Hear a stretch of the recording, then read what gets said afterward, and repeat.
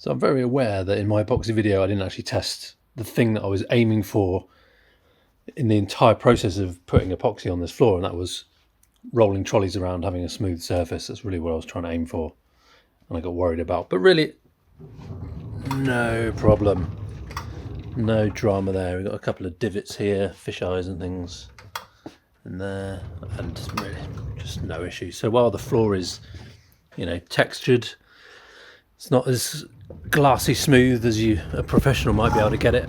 I'm very happy with that, and I'm in a slight fever dream, kind of thinking, hold on, I can just roll all of my tools exactly where I want to work on the vehicle. I haven't done that yet, but it's, yeah, that's going to take a while to get over. And I bought a trolley jack, which has been, I just can't imagine the ability to, like, oh yeah, let's take the wheel off and just go kong, kong, kong, take it up. This thing rolls pretty good, pretty well, easy on the surface, and that's really what I was aiming for.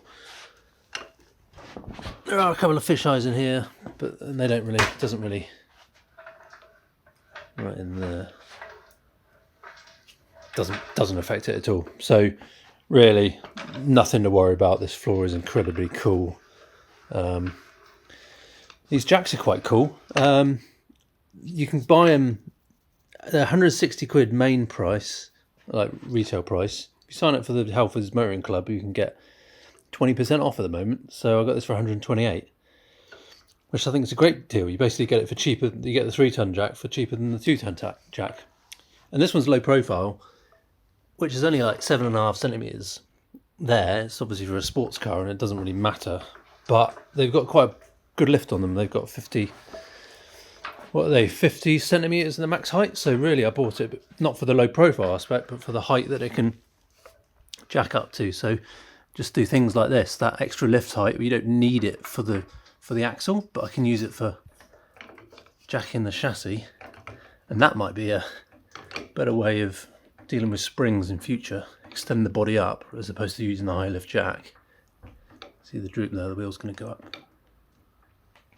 There it goes. Do that, put the stands under the chassis, and then suspension's on full droop, and then goes down. Oh, let me undo this. Use my strong hand.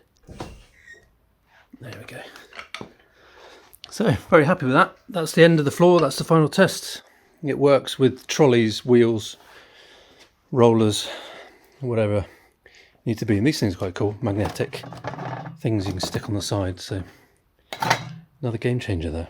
The other thing I've done on the floor, it's surprisingly hard to drive in square and straight into here, because you're coming from a very bright environment to a very dark environment.